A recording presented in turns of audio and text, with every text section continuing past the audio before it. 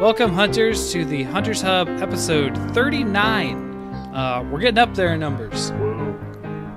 We can vote twice over now. Oh, I think. Oh, I get it. Oh, you're talking about our Age to federally vote? I don't know. sanctioned voting age. Voting age Yeah. is. Yeah, well, at least here in the U.S. of A. So, welcome, guys. Democracy. First of all, shout out to Wolfie Melon for the music that is probably ending right about now. Maybe. I don't Yay. know. And then also Jeremy Clark for our logo, which will be going on Virtue's sleeve. Yay. Yes. We'll get into that. Doing a thing. Oh, I had a quick announcement about Wolfie. What about her? If you haven't seen, she has put out several new videos, and Yes, all of she them has. are just as amazing as as when she was on. So go check it out. It's cool. Yeah. Big shout out to her. She's amazing. And then also r/Monster Hunter World Yes. for being our friends. Speaking of friends, how you doing, Toaster? I am great, actually. Things have been good. Playing some new games. Trying to actually finish the side quest game. We'll see how that goes. This is Fortuan, by the way, if I didn't say that. Gasp! Of course. I could be someone else. This is One of so many other people. This is the other co-host, Jim. He's been here the entire time.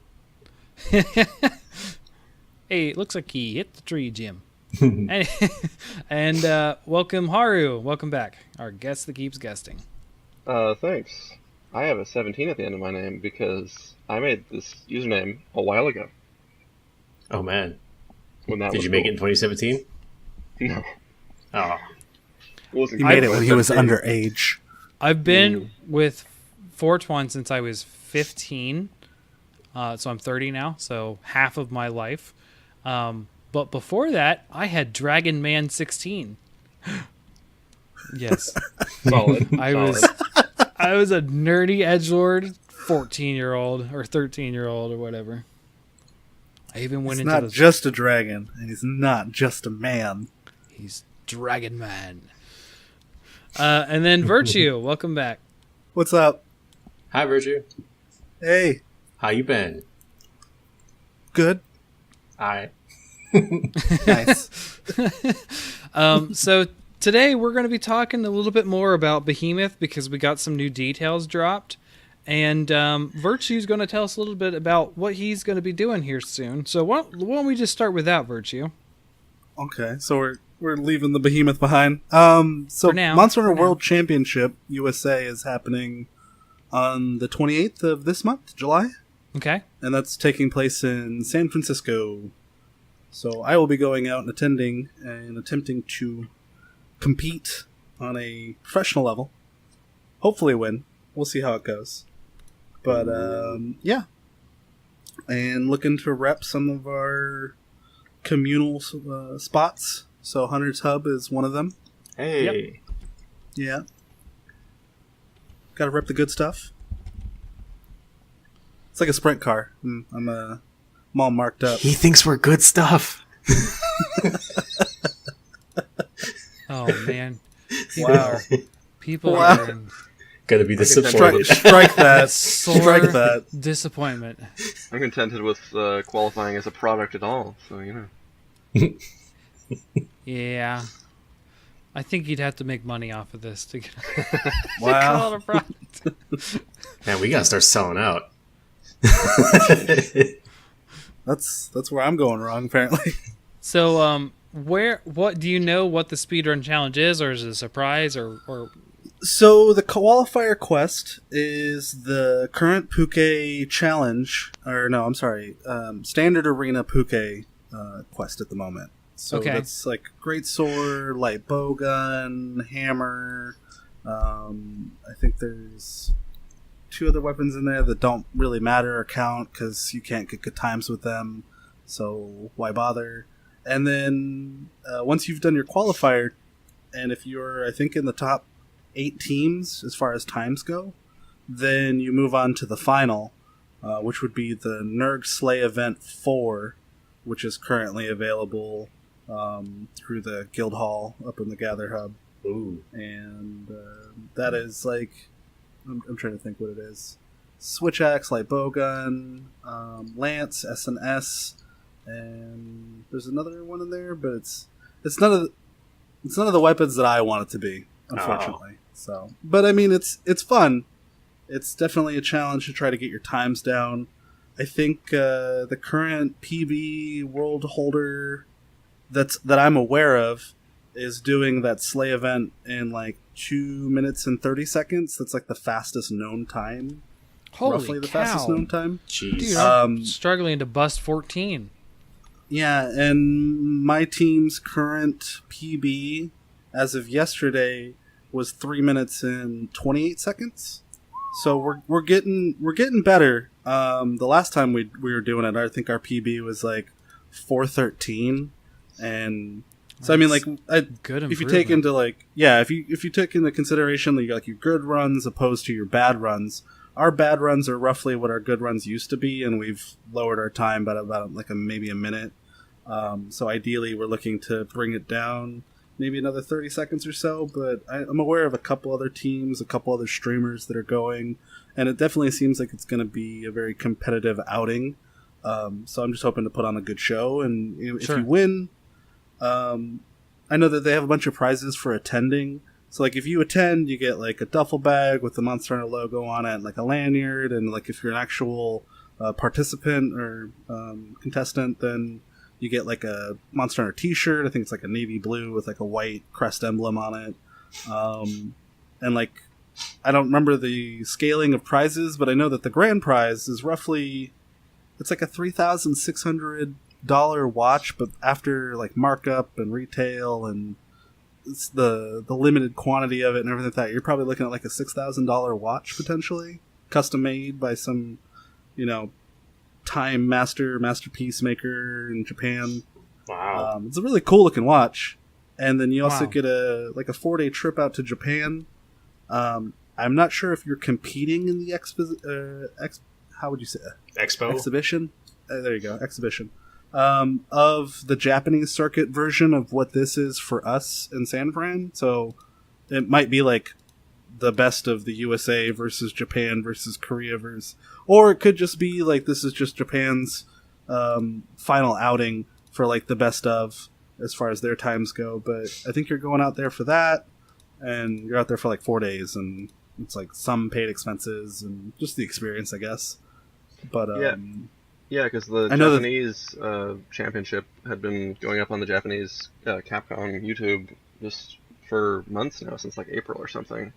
And Yeah, I then- know the Korean one Mhm. is already over. I still haven't been able to watch the footage of that, but I probably learned something from that.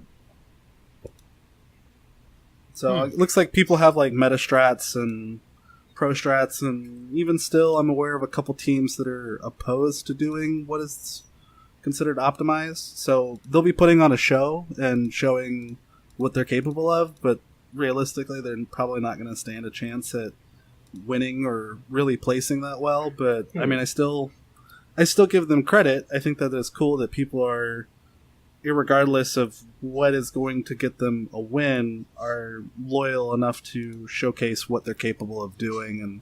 And in that spirit, I think that's where competition actually shines.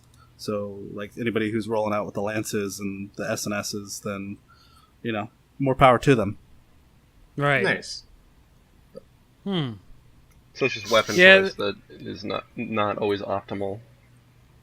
Yeah, Right. it's unfortunate, but I mean, it's like one of those things where could they win using those weapons? It's anything's possible, but at the same time, it's a much harder fight for them than it would be in the situation where we're using the more optimized path and then trying to master that to the best of our own individual abilities. So, I mean, it's a different challenge altogether, Well, that sounds like the non-Monster Hunter speedrunner community, just because, like, you may not like the most ideal strat because it's uncomfortable for you to do or something like that, but you can still at least do your best and put out a great time and say, I did it, but here's the conditions I did it under, and I'm still proud of it. Right. No, I'm not opposed to that. If anything, I've kind of enabled or tried to embody that in the past, where like I chose longsword as like my main 3U weapon, and I was trying to do like the Hell Stygian quest, and it was pretty much nigh impossible to do it with that weapon, but that was a self-made challenge. So irregardless of what people were soloing with or how fast they were doing it with, my preference was to do it that way. So I mean, I can totally see it and relate to it. So for the people that are going to compete with the non-optimized weapons, I do genuinely respect them for it. At the same time, I'm going out to compete to potentially win. So with that in mind, like I have to master something that's a little outside of my comfort zone. So I mean, like I don't consider myself a switch axe main, but I know how to use the weapon. So in the process of doing this and training for it, I've become more comfortable and more familiar with the weapon, and I enjoy that aspect of it. I think that these kind of little expos are a good way to take players out of their comfort zone and put them in a situation where they kind of have to rise to the challenge. I do like that challenging aspect of it. Okay. Is there a way we can watch you?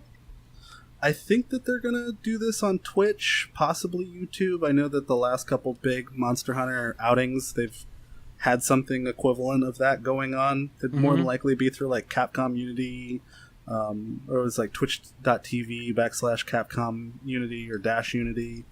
Well, there's when a I Monster find Hunter out more Twitch channel. Yeah, when I find out more about it, then I definitely try to get that information to the appropriate people and tweet it and stuff. So, well, if you happen to see Yuri or Socks out there, tell them to get Yuri their will butts be on there. This. Get their butts on this podcast. I'll talk to Yuri. Which Yuri? The only Yuri there is. There's 2 Yuris. Yes. Oh, nice. There's the Yuri that we've been talking to, and then there's hi everybody, Yuri with the community manager Yuri here. You know, the guy who used to do the For You Yuri, DLC. I can never say his name. Yuri Arajo? Yeah, there's the community manager, and there's one guy who's a translator. Community for Monster manager. Hunter. There's Community a manager. translator guy, but he lives in Japan. He wouldn't be there. Kind of got like a small afro, and like he's currently rocking a porno stash, and he's the community manager. That's Yes, that's yeah, Yuri. that's the Yuri. That's the Yuri. That's the Yuri I know. The chances I of guess coming we on this tell him not to podcast listen are to this episode then. skyrocketing. I've messaged him and given him a shit about his mustache before. I think it's a sweet mustache, but it still looks like it's a porno mustache. So. I mean, you got to know what it is, right? Yeah. You can't call a handlebar mustache something that it's not, because it's still a handlebar mustache. Yeah. Welcome on the podcast. Anytime. Funny story, though. I actually have been in contact with him. He said this is going to take a long time, but he does intend on trying to be on at one point. So Oh, that's neat. I was just No, giving him crap. Yuri's a great guy. I've had some interaction with him over the years, and I mean, besides the fact of just being like Capcom official and being limited on what he can say, Right. They do a lot of work that the community doesn't even see. Oh, yeah, and, of course. like preparation of like these kind of events or the releases of games. If I'm not mistaken, Yuri had a hand in the design of the Monster Hunter main logo on Monster Hunter 4, which is the 2 dragons and the fire and the crest and everything. Like that was part of something that he worked on specifically. Nice. So I mean, they do a lot that goes unnoted as far as like the community at large. But Yuri's a great guy. I think he's always had it like the best interest of the community legitimately in mind. So I has my full support. I try to do that. Yeah, It doesn't always What's work. the support? No, yeah, I try to have the community interest in mind. But then again, I go and say I don't like anime, and that doesn't really help. at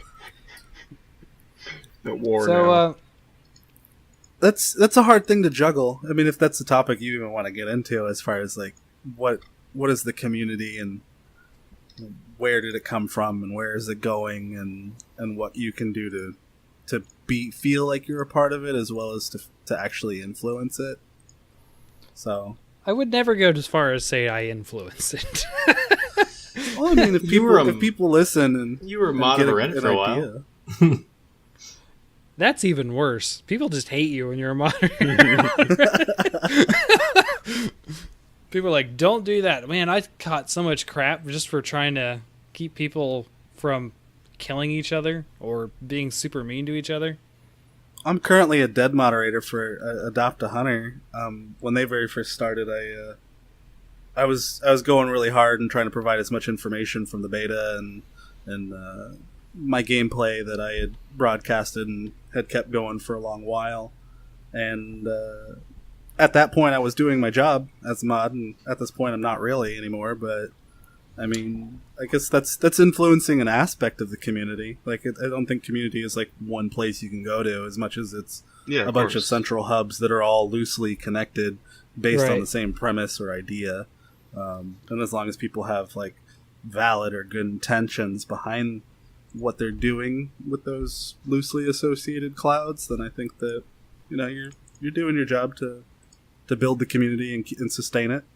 Yep, I try. I will say that I was part of Adopt a Hunter, and my I was the mentor, and I had a student, and we talked like 3 days before release, and then release came out, and I was like, "Hey, where you at, buddy?" Never heard from him again. My student flunked me. They dipped on me. Wow.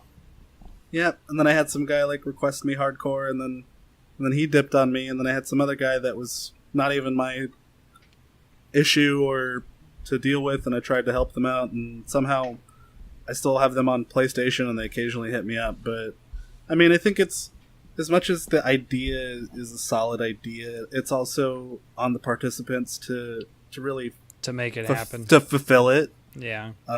So I mean, like, if you go into something half-heartedly and then you don't even attempt to make anything of it, then you can't really blame the idea or the cause or the result, because that doesn't have anything to do with it. It's based on per basis of the individual. Right. Yeah, I'm just saying that individual just stopped talking to me. Yeah. Like, okay. All right, People whatever. on the internet don't always fulfill commitments? Guys? What? No. That's like saying, like, I've never had a D&D campaign ever fall apart because people just stopped. But it really is a solid premise, and they do have like a high level of organization to it. Was that too real, Fortuan? I mean, I I was your DM, so. Ouch. Not just you. Yeah, I know. Okay, cool. So I will try to see if I can watch. I don't know. I think the 28th is a Friday, and I have to work Fridays. Saturday. It's a Saturday? 27th is Friday. That's when I'm dipping out of where You I'm don't at. have to work. I mean, It's a Saturday. It's taking place, I think, from like noon to 7 p.m. Okay. Pacific Standard. Okay. I might miss the tail end of it then, but Oh, I'll try. If I can get Daniel Tiger off the TV, I will try. No recognition whatsoever with Daniel Tiger.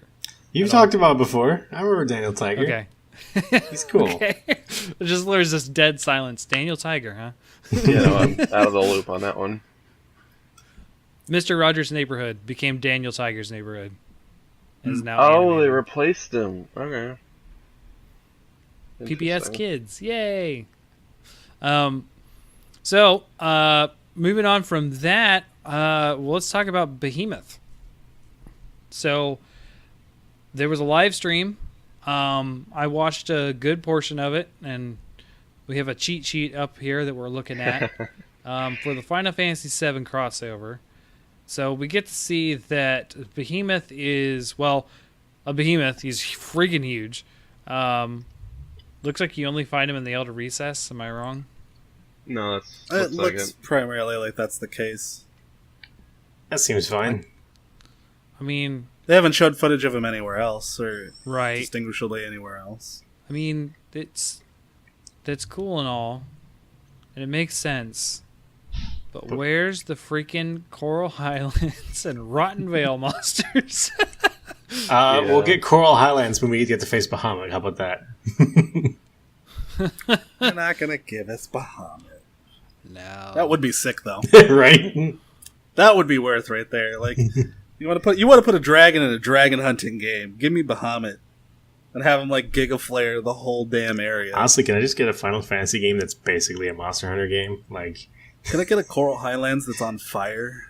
They made that poster. That would be just everything is burning. Jellyfish are burning. It was called the Final Fantasy Explorer for 3DS, I believe. huh? Oh, don't even get me started on that janky ass game. Yeah. Actually, I don't think we've ever brought that up when we were talking about Soul or Monster Hunter like games. I don't think anyone's ever mentioned that one. I've never played it. I didn't know about it days. until you guys just said it. So A small gem existed. Glad I got the name right. That was Monster Hunter like.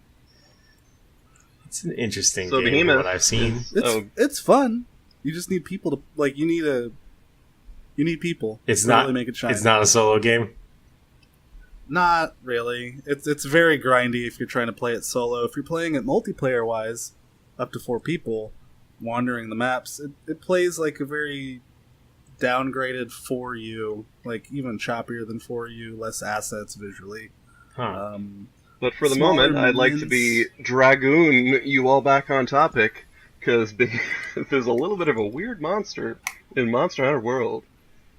It has like MMO like aggro mechanics, and it's called Enmity in 14, and it has like a 35-minute time limit. You have to beat the main story to get to it. Are we talking about Behemoth again? Yeah, he didn't like our tangent, yes, so we are. Fair enough. I was interested in the tangent. Elder Primal, one of the older Vespers, a monster demon, likely like a body type of Zenogre, whichever you prefer. I always thought that I've said this many times. I always thought that I can't remember his name. Nergigante looks very much like a behemoth just by default. But then we got an actual behemoth, so I don't know if I can say that comparison anymore. Yeah, some people on the subreddit were saying that it uses the Nergigante skeleton. That makes sense. Just no wings. I'm not sure which, really. yeah, it's got the same sort of head dragging charge and that kind of stuff. Because Virtue, when it roars, so it's very cool, distinctively... But about the collab, so we're getting Final Fantasy inspired content in Monster Hunter, and Final Fantasy getting Monster Hunter inspired content there. We're getting more of a structured fight, or a fight that calls for structured combat, like tanking Right. and things of that sort, enmity. Whereas in Final Fantasy's got more of anybody can be a tank, so that means that enmity or aggro is shared amongst all potential combatants and synced up. I want to know how Right. they're going to handle that with regards to the stealth and taunt armor skills. Like, will those override Behemoth's inbuilt abilities, or will it, will Behemoth just ignore those completely? I'm From my sure- understanding, anybody who strikes the head is the one that's gaining the enmity, so like they would essentially play out a tanking role. Right. Even though Well, we all that's what I mean. In terms of like Warcraft terms, does that mean whenever you hit the head, you're taunting the monster so it instantly changes to you, or does that build your threat meter on that monster? And it's something I'm just kind of curious in seeing. I think of a imagine- taunt like a flash, like almost like a flash skill. Like you're trying to instantly gain attention, whereas in head strikes build up over time. I'd imagine that the Okay. taunt skills have some You effect. just said two different like things. usual. Did I? I don't. Oh, Yeah. okay, I'm sorry. So in Final Fantasy, most MMOs, a lot of the tanks get a skill called Taunt, which instantly grabs 100% threat from a monster. Usually it lasts a little bit, but that's enough time for the tank to build up their normal threat gauge. That'll actually get it. Like in MMOs, monsters will have priority. If you're doing a lot of damage, you'll start to raise your threat levels. If you heal a lot of people, you'll start to raise your threat levels. And whoever has aggro as the person who's highest on those bars. Taunt skills in MMO always bypass those for a set amount of time. So that's why I'm wondering if it's going to be, when you hit it in the face, does it just aggro to you for like 5 seconds and then go back to doing what it's doing? Or is it's stuck on you for a while and then will somebody else have to hit the face in order to get it off? I think it's the second one. So I watched the live stream, and that seems to be how it goes. That's not a great indicator of how things are going, I would say, but it's kind of how I saw it. It's See, when you say taunt, I think of the armor skill taunt, not necessarily the MMO skill taunt, which I compared to like Flash, where I agree, it's an instant grab, but the enmity over time is kind of like standard Monster Hunter mechanics already in a nutshell. Right. Right. Someone dealing more damage over a duration of time, typically, visually it appears like they have more aggression relayed to them in mid-fight or mid-hunt. So, is it just... It's the same, but more of it? Like, more...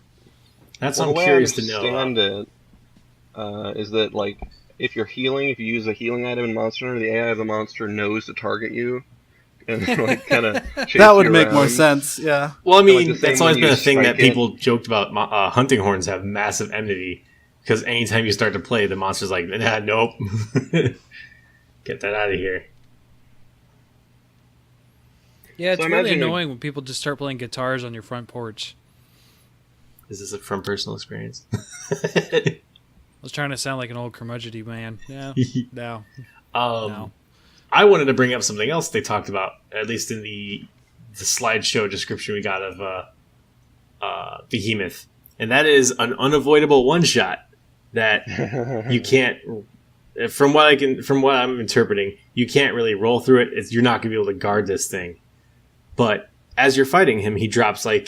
Could you suicide dive it? And there's no such thing as a non-dodgeable thing. Well, what I'm saying is, from the information we were given, is, he's dropping comets or like mini meteors throughout the fight. And eventually he'll drop a massive one. Like, this is clearly the spell meteor. Like, and in order to avoid it, from what they gave us was you have to... Temporal Mantle. You can't Farcaster. You can't, quote, run away from it, so I don't know how much range it's going to have. And getting hit by it is an instant cart. And they say its impact zone is gigantic. So you have to use the comets to hide behind? Yeah, Virtue, from the language of what they're using, it sounds like they really want you to hide behind those smaller meteors. Right. I don't think Superman diving or a temporal mantle, I think it'll just one-shot you even in those. Because a lot of MMOs, how to say this? They kind of... The raid bosses kind of push you into specific strategies to combat them. Yeah. In my mind, there's no way that they can enlist or change the game mechanics to such an extent that it's a completely different game for just one sole hunting match. So I think that it's tailored maybe towards this more structured fight.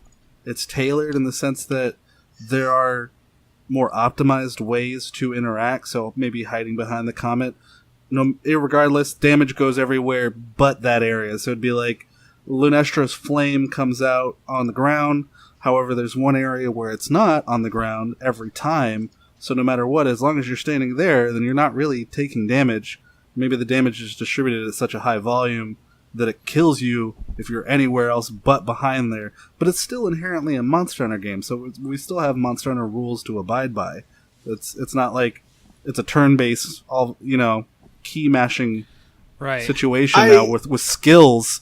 It's still Monster Hunter. So even if like a Temporal Mantle, if you've ever been hit with multiple hits at one time, Temporal Mantle will keep jumping. The only time that you're taking damage with the Temporal Mantle is when you're idling or already mid-strike, and that's more nudge-based damage than it is a full-on directed attack, which the Temporal Mantle automatically negates and jumps through. So, since we don't have skills, and the game isn't a different game altogether, it's not Final Fantasy, it's still Monster Hunter.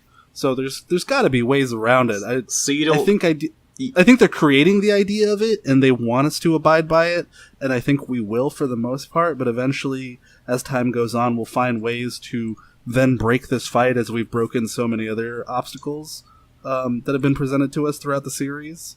But I don't think that it's like impervious, you know what I mean? Like, it's still Monster Hunter. So you think it will not be changed that much? overall. I think it'll be drastic, but there'll be ways around it. See, I still think they're going to go all the way with it because they mention, like, the phrase that they have is taking the impact directly results in an instant faint. That, and I also mentioned you need someone chipping away health. You need somebody to draw the attacks away. Like, I think they really are trying to push this collab to its limit. Right. Yeah.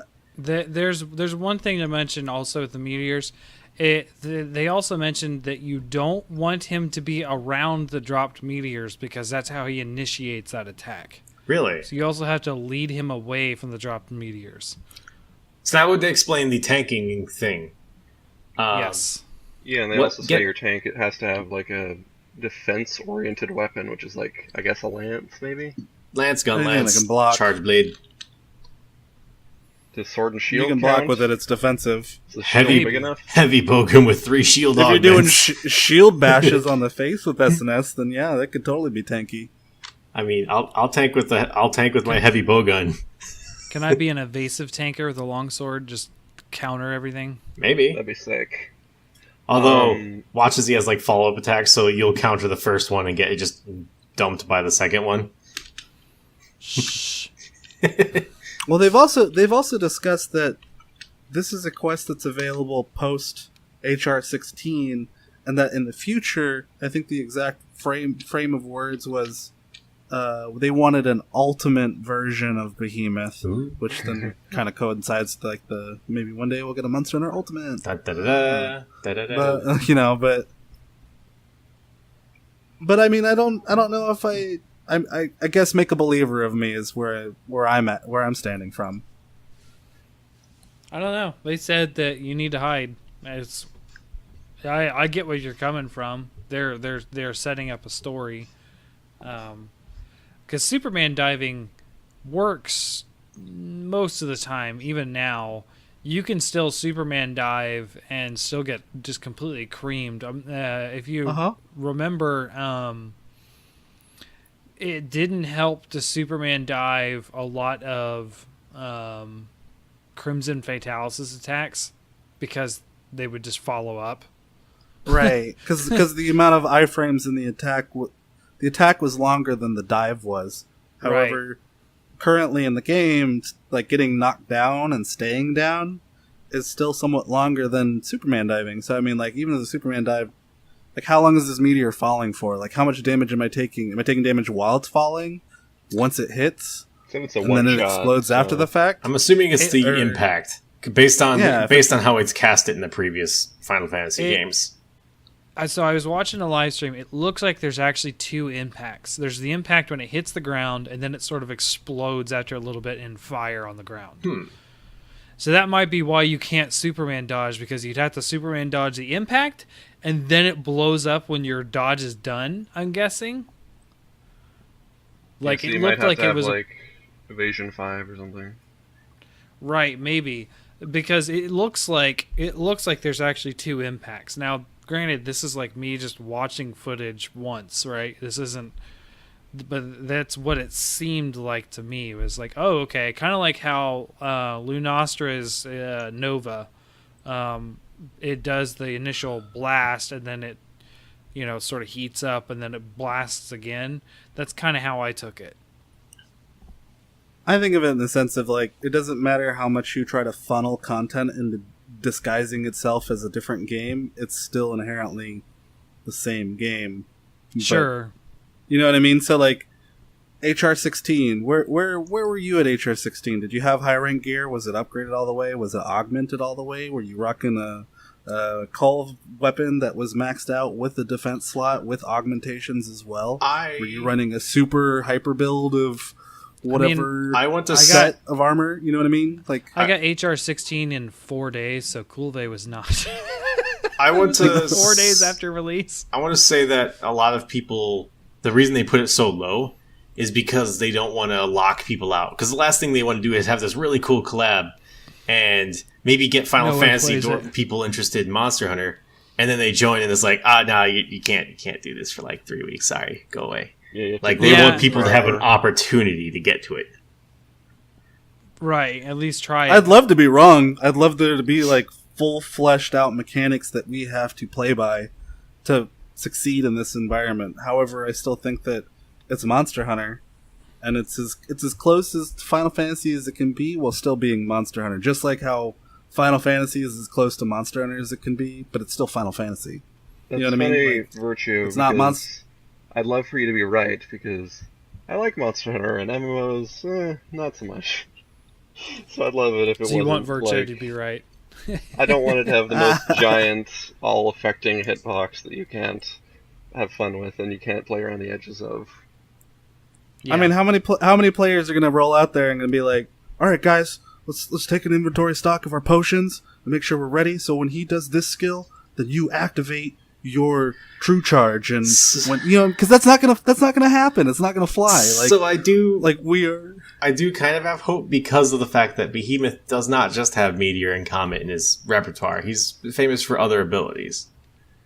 Yeah, he's a big meat sponge for attack, and he can dish out dirty damage that will end people. Yeah, that's how I look at this situation. Like, given circumstance, more likely than not, it's going to screw you up if you're anywhere out in the open. But based off monster mechanics, we know ways around that kind of shit. You know what I mean? The game keeps throwing these things at us, but it's still the same thing that we've already done. Yeah. So it's interesting. I bet. Go ahead. I was just gonna. You can go first. I was bringing up the next slide. I'll stop being so argumentative. I'm sorry. Yeah, I'm gonna say I bet this is going to be challenging, even if it is still, as you say, in the same sphere of other fights and Monster Hunter. Only because if you imagine, Lunastra for a long time was challenging to a lot of us because she was so different. I think Behemoth, even though it seems to be taking in a Nergigante skeleton, which, like, Nergigante to me is the easiest elder now. Like, I can sub 3-minute Nergigante tempered. When did that become the accepted term? Because I've been using it too, and I don't know where it's sub time. Yeah, I don't know. I heard it from speedruns a while ago, and that's not from Monster Hunter speedruns, other speedruns like Doom speedruns. Yeah, that makes more sense. I don't know where that came from, but I mean, like, I can destroy Nergigante, but I bet this thing is going to catch us off guard enough with just the different nuance of attacks and everything, just the way Lunastra did. Lunastra was like, she's tough. She's a lot tougher. If you weren't using cool drinks for like the first day or two, you were just getting obliterated by those flames. You're right. Well, now that I've fully crown hunted her, done 122 of her, 121. Wow. That, like, she's not really a big deal, and I think Behemoth is going to be the same way. They did mention that he doesn't have scaling down for single player either. Like, they keep that's what they're hinting at. They didn't straight up say that. They said you were going to want to play with other people, which I don't know. Like, that's another one of those things. Like, it kind of feels like they're just being deceptive more than telling the truth. You know what I mean? Like, no, it's so awesome, you're going to want to fight with other people. But then again, well, they've always sold the content as like multiplayer. That's the big premise behind the game itself. But I mean, right? There's plenty of people that solo and make it a viable option. It's easier to solo in this game than it's been in other games. I don't know why. Right, even Kuve's solo. I don't know why you doubt them saying that. Like, you should bring other hunters. Like, you probably enter it solo if you really want to. Like, you can't enter Culve, but it literally takes you 5 hours to get through like a phase of Culve. It's possible, but it's for like the very special few. People who don't like having fun. So I don't know. It doesn't sound like it. That's a. I like that the game is multiplayer focused, but I mean I end up playing by myself so much on these games just because of my schedule of when I can play and how that it makes it hard for me to play with other people sometimes. I mean, as you guys know, I can't play till really late, and I know it's not really late for you two, but for Toaster it's kind of late. A little bit. It's my play schedule doesn't really mesh with a lot of the people, so no, I don't always get to do that kind of multiplayer content.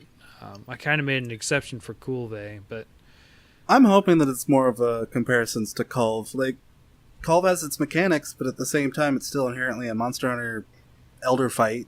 You know, I mean, like the big elder fights in comparisons to the previous entries of the series, where Right. you track it from zone to zone, you dish as much damage as you can.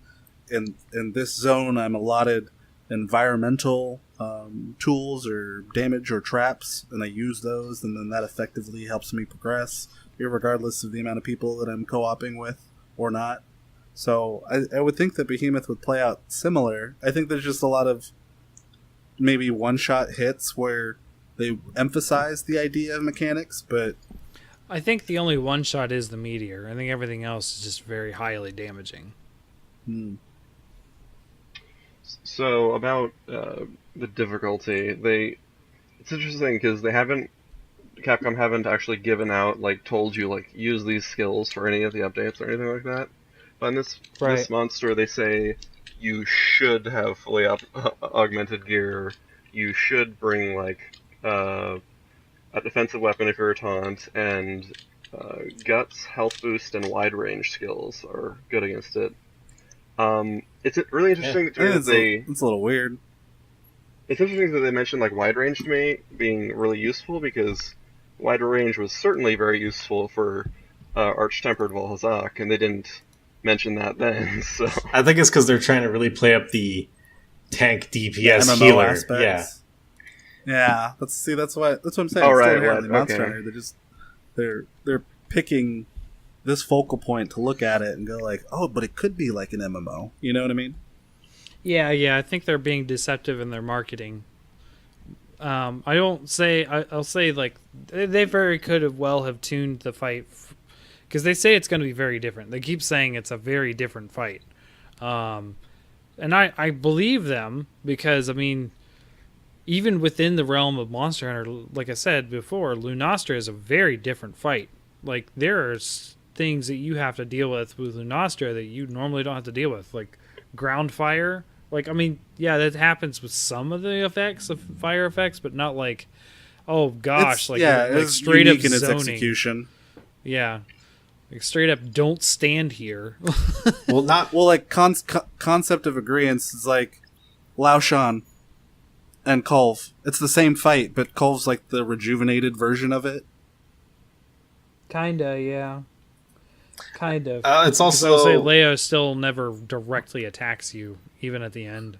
True. at least in that game. It's also the first. It one was a that's- stretch, but It's also the first one that's had two actual forms in combat. Like they are straight up two different monsters as you're fighting it.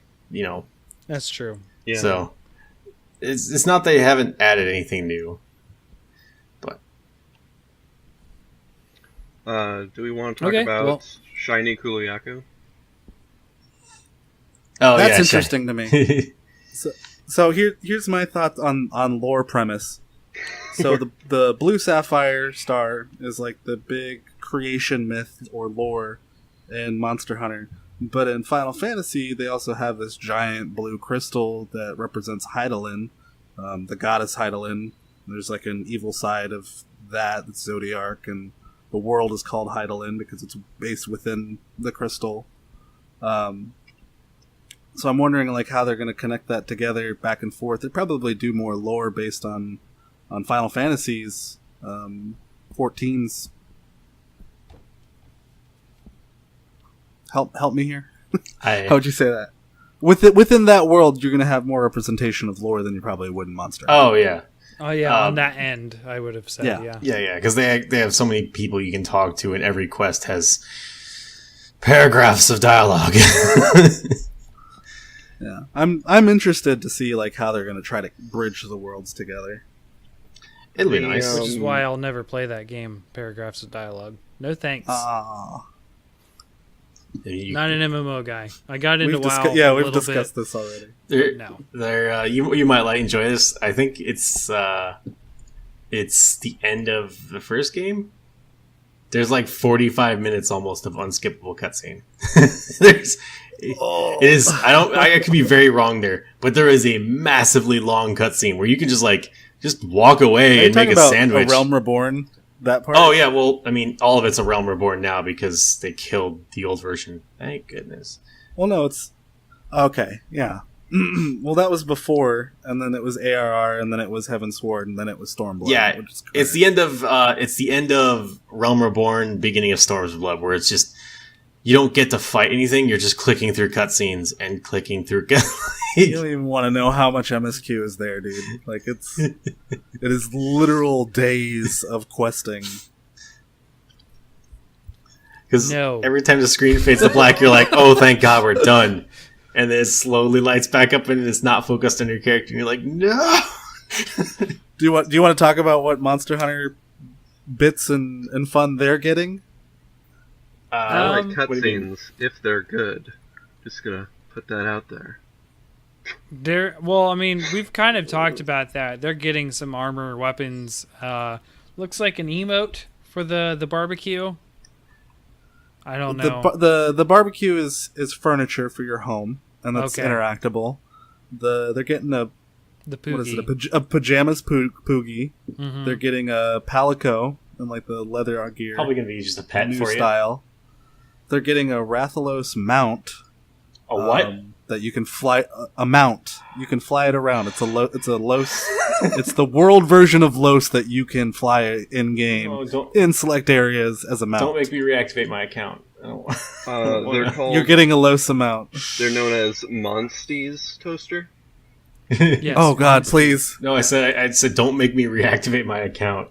I don't want to go back to playing 14 again.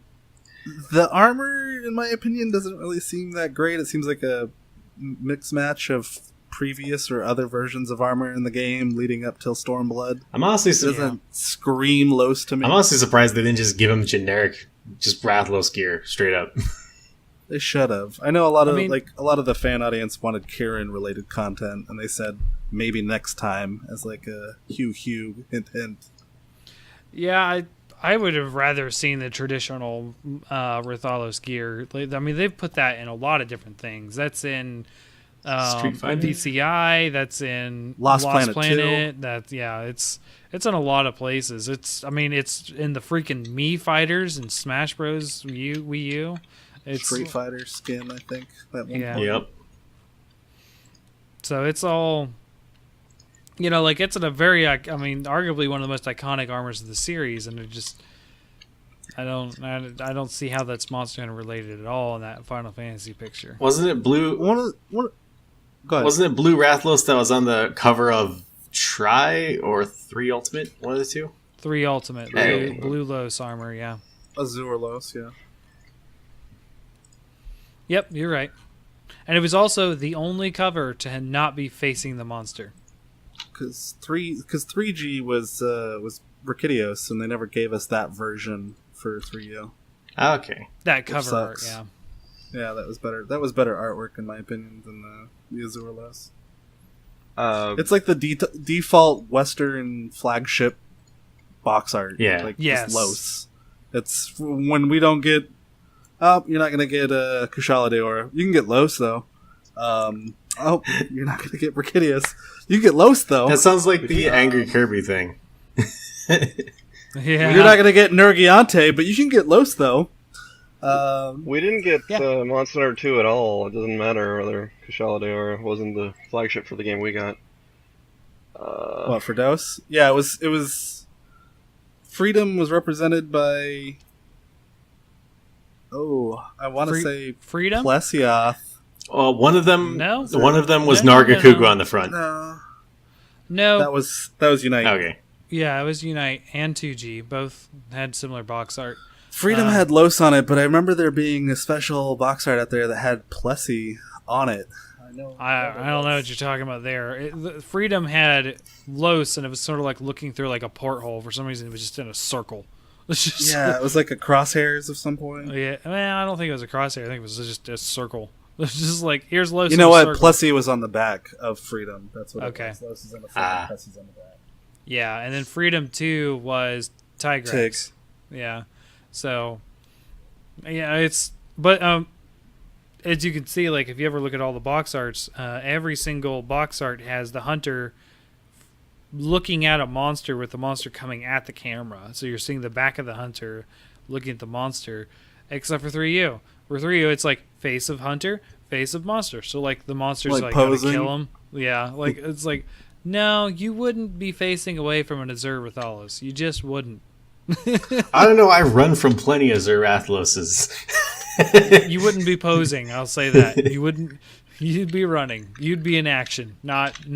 Hey, look, there's the camera guy. But regarding the Final Fantasy content, they're doing something that they haven't really done before with collaborations, where the content is permanent. Like they, not Right. only did they collab for a period of time, which is how most of it's represented, because they had like a Final Fantasy 13 event, Lightning, but then later on you could only acquire some of the items through like the Mog Station, so you had to pay for it if you weren't present for it. Yeah.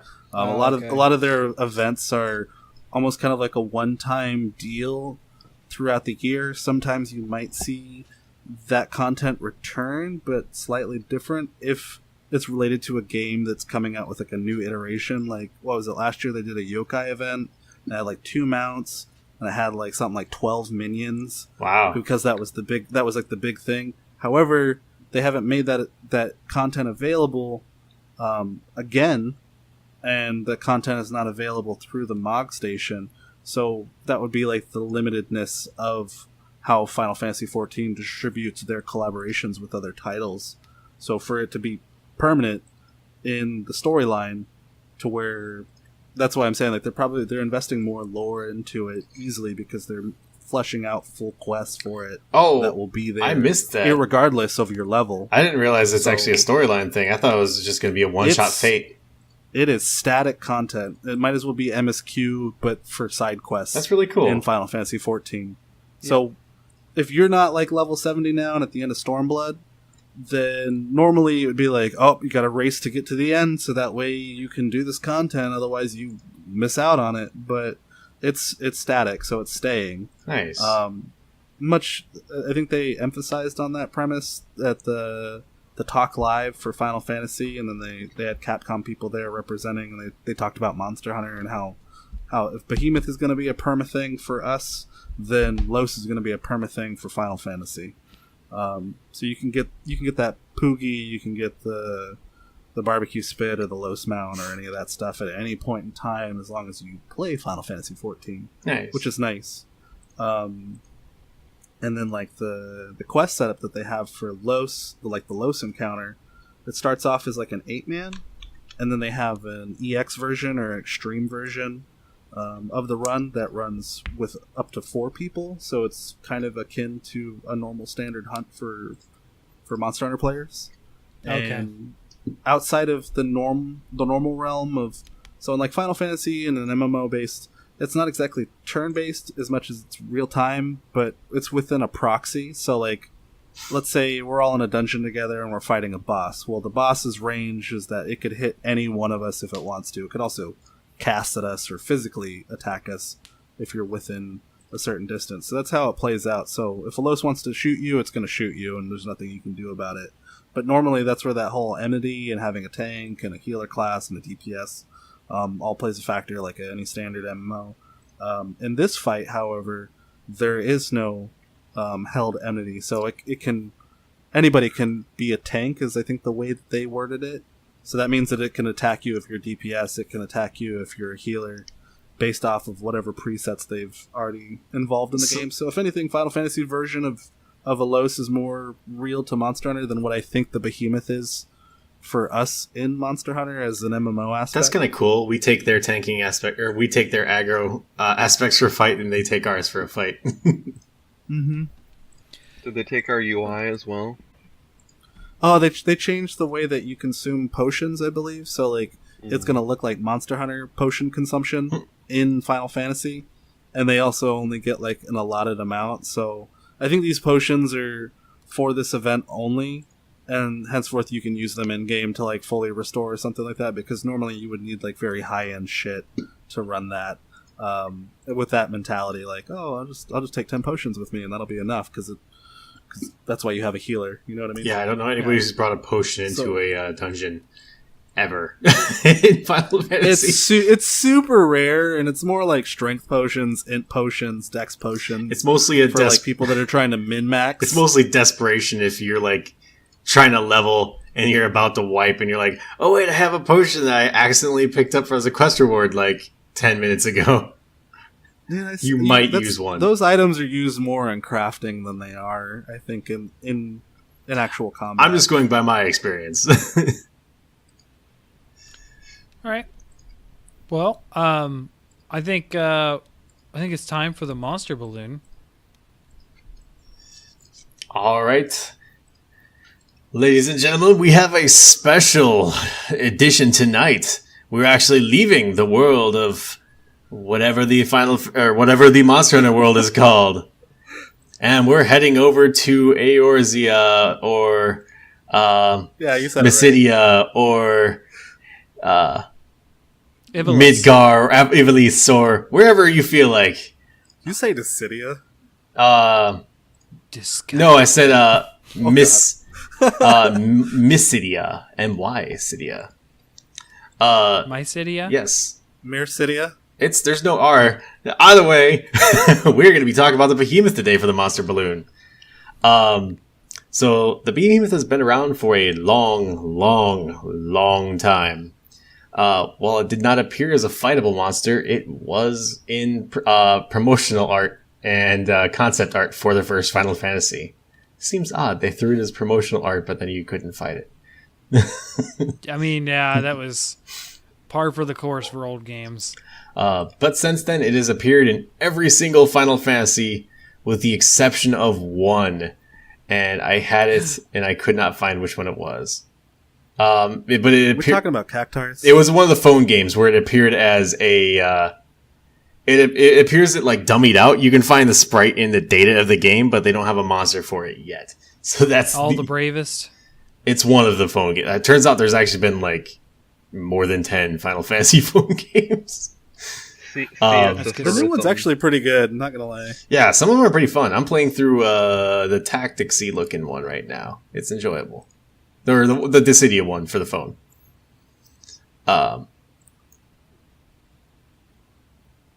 No, it is in fact in All the Bravest. I was trying to double check for you, sir. But it is in All the Bravest. I'll find it later. But yeah, other than that, it has appeared in every single Final Fantasy. 9 out of 10 times, it has not used in any elemental attacks, though. It is mostly always brute and raw power. The few times it does use elements, it's usually lightning or wind-based, though. One thing I was worried about, and I think you guys would all agree with me because we all play the same game, it had an ability in Final Fantasy IV and a few of the other extra ones where it could counter being attacked or being hit with magic with an ability called Maelstrom, which takes your hit points down to single digits. That is the actual effect. It just reduces your parties down to single digit numbers, no matter where you were before. Didn't it also do that in 7? Dude, the suspense is killing me. What monster are you talking about? We're talking about Chocobos? It actually did not cast Maelstrom in 7. Luckily, it missed that one. But maybe that's Ruby Weapon that does that. Dude, Ruby Weapon is trash, and I hate that thing.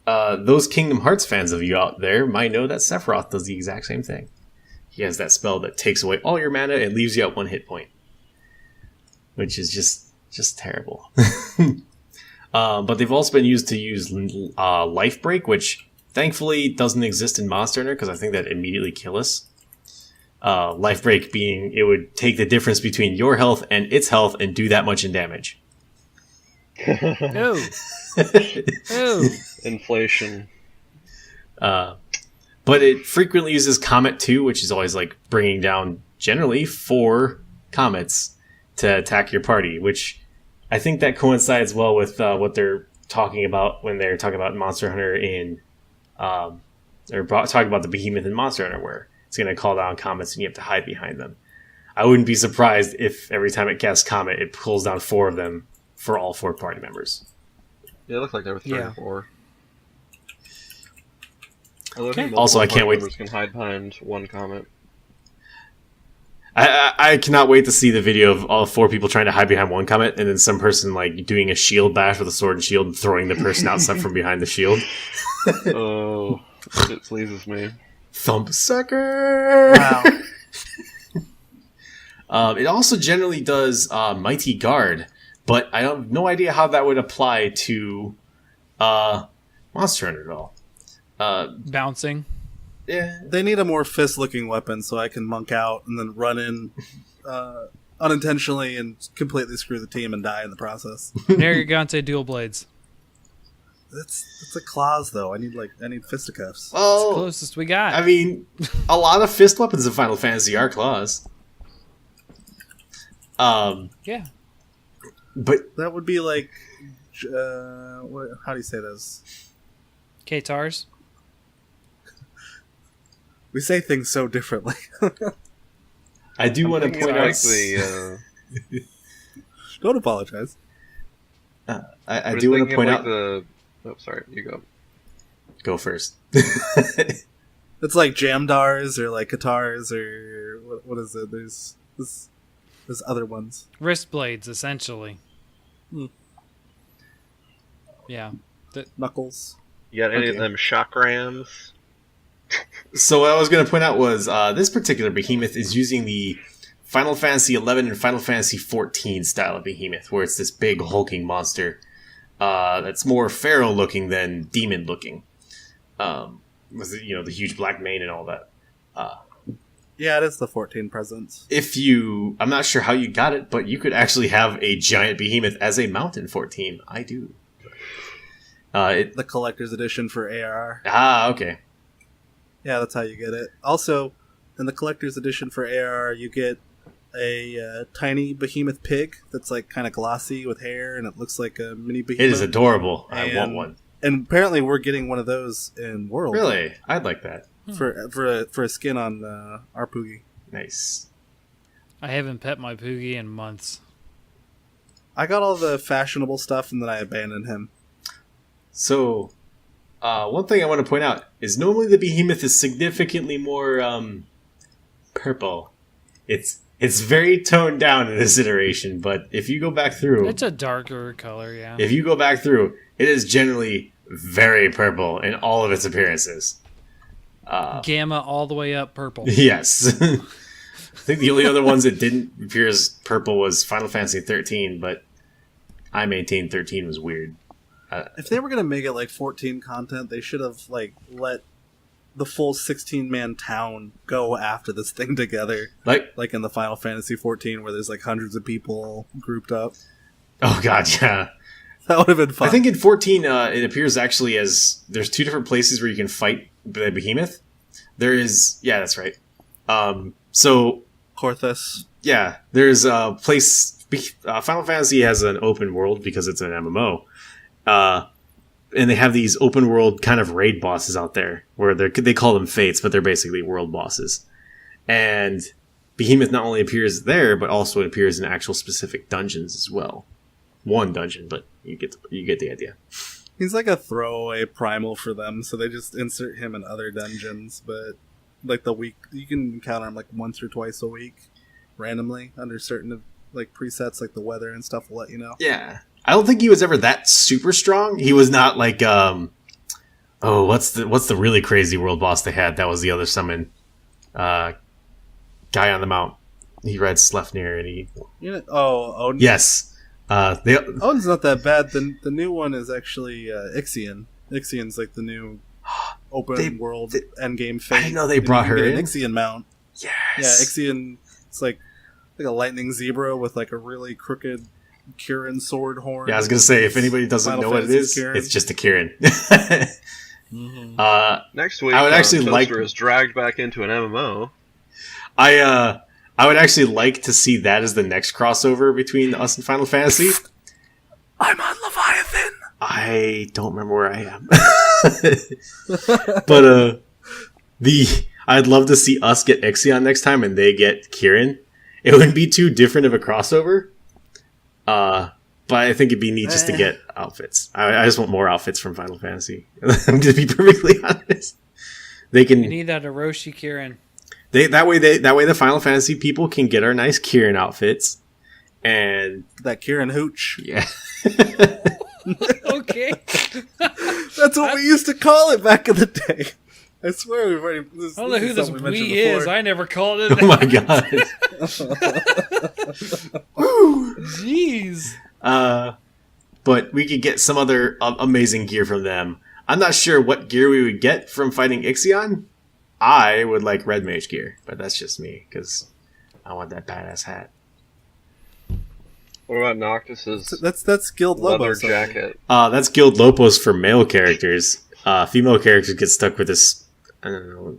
Researcher looking. It looks. You chose to be a grill. You can unchoose. Yeah, you know what? Maybe I want to be a girl red mage, right? Well, back to Behemoth. Behemoth has always been a very end game boss. Like pretty much every appearance is always in the like end of the game. I think the only time it's ever not been there, I'm gonna say actually Final Fantasy VII, where you just kind of encounter them when you go back to Midgar, and they're not that scary. They're just a monster. Throwaway primal. King Behemoths, on the other hand, do show up in Final Fantasy in the Northern Cave and use like Flare in Comet 2. For those not Final Fantasy, magic in Final Fantasy works very much like elements. You know, fire does fire, lightning does lightning, ice does ice. Who knew? And black mages throw all the magics around, and generally they all have an element except for Flare. Flare is like the elementalist damage ability, and it also hits the hardest. I always thought it was weird how they tiered their magic, so it'd be like Fire, Fira, Firaga. And then, depending on the game, Faraja. Mm-hmm. Yeah. Side note about Flare, it's basically the explosion. Like, sometimes it looks sparkly and sometimes it looks like fire, but most of the time it's just an explosion. And that's something that Behemoth can cast. Which, I think that's that meteor that he calls down, I think that's supposed to be Flare. I could be wrong, but I think that's what it is. You also fight Behemoth pretty early on in Final Fantasy 15. It's just like some side quests they showed in the E3 demo. It is big, too. Like, the ones out in the plains are kind of small, but then the ones they have you fight in cities are massive. Yeah, the Final Fantasy 15 one looks kind of similar to the World one in that it's more gray-purple than grape-like. Also a little bit more realistic, I'll say. They took away its red or yellow hair, depending on which version you're looking at. Yeah, and they show it like walking through the woods, like sort of like a Monster Hunter monster would. You'd follow it in that sense, hunt it. So I do have to say, I'm sad to inform you, there's no armor you can make from carving a behemoth in Final Fantasy because you don't carve things in Final Fantasy. Same thing with there's no weapons that you can make out of a behemoth. There's a mask and a faceplate and a full gear set equated to turning in his horns. Wait, which game? Final Fantasy XIV. Really? I did not know that. It has its own mask. It has, for any male war class, which abides by all attacking based classes that are not magic, they have like a helmet that opens. You can use the /visor feature so you can see your face and you can hide it within the helmet. And then it does have an armor set, but the armor set is just kind of like a generalized Dark Knight set before they announced a Dark Knight class later on in the game. Huh. I did not know that, actually. I do know that there is behemoth armor you can get for your chocobo as well. It's just... That was also part of the collector's edition content for ARR. One thing I wanted to point out to Fortuan as well, Behemoth appeared in the best Final Fantasy game, Tactics. And yep, I know he did. They hit like a truck. They're fun to capture and have on your party. Yes, I did not know if you bring a Beastmaster along with them, you can make them cast spells. Like Gigaflare and Alchemist and other like crazy abilities they don't normally have. So I'll actually try that. I didn't know that either. But yes, they've been a staple of the Final Fantasy series, which I think is, outside of Bahamut, I think he's probably the most commonly appeared enemy. Maybe up there with Bombs, but Ifrit. That's true. Did Ifrit appear in the very first one? Ifrit's been around. I think the whole time and just interchanging roles. Huh. The one that surprised me the most, though, is Behemoth actually appeared in the Final Fantasy Legend games, which, if anybody has never played those, and if you're a Final Fantasy fan, look up what Final Fantasy Legend looks like. It is not a Final Fantasy game. It kind of got the Mario 2 treatment, where it's another game that kind of just got Final Fantasy jammed on, like its name got jammed on there, and people just assumed. I'm just looking for more Square Enix games with like Monster Hunter crossovers. It's just gonna be like Monster Hunter and Kingdom Hearts. I did want to point out a Pokemon UI. Like Behemoth has Pokemon, appeared like, battle interface. Oh. Pokemon's basically turning into Monster Hunter at this point, with like designs and heck yeah, attacks and ideas. I'm sorry. So I don't follow that one. There have been appearances of Behemoth outside of its native game, because I always try to talk about like where it's appeared that's not, you know, the normal game or any variants and stuff like that. Which the big Behemoth variant is always a King Behemoth. It's just a bigger Behemoth that hates you. But Behemoths have appeared in a few other games. One that I've never actually heard, which was Dragon Quest and Final Fantasy and Itataki Street Portable. I guess it was a fighting game and you got a card, but not really. It seems odd. But that game also featured like Cloud and Chocobos and other Final Fantasy characters as just guest artists, I guess. Yeah, Haru, that's basically just like a global waiting to happen right there. And then they also showed up in Kingdom Hearts as well, along with a few other ones. But the biggest one, did you know that Behemoth is going to be showing up in Monster Hunter Worlds? Oh, come on. Come on. Sorry, I had to throw that in at the last end. I was going to say that the Behemoth is referenced in the Bible, but the Behemoth is possibly meaning dinosaurs in the context of the Bible. Bahamut is also referenced in the Bible. It's I think it's referred to as a giant whale. That's a Leviathan. Okay. There's many things that got taken from the Bible for Final Fantasy. Okay. The Beast. That's D&D, right? Yeah, there's a lot of things that get thrown around that are shared. I don't think Bahamut's the Bible. D&D takes a lot of things from a lot of mythologies. But all right, that is a topic for another time. Cool. So, I think that's a wrap, guys. We're encroaching an hour 15, so yay, we're good. Alrighty, so this has been Fortuan. You can find me at Hunters Hub Pod on Twitter. And we'll see you guys next quest. And on that quest, Haru, where will you be? Oh, I'm at Kane's Dead Gran on Twitter. I tweet about games sometimes, and also politics, because, yeah, it's fine. Toaster, where can we find you? Oh man, I'm not going last for once? What is this? You can find me at Toasty Smiles on the Twitters. YouTube coming soon. We'll see. And you can also find me playing my second favorite Final Fantasy game against Behemoth, Chocobo Racing. What about you, Virtue? Where can I find you at? Brother Virtue _ on Twitch and Twitter. Just doing the thing, man. Getting some hunts, getting some training for that championship. Or Rep Strong. Do it. Awesome. Thank you all. I'm Chocobo Racing. Oh god, it was like the worst part of Final Fantasy VII. Oh no, I didn't mean Final Fantasy VII Chocobo Racing. I mean the PS1 game Chocobo Racing. How could you end that with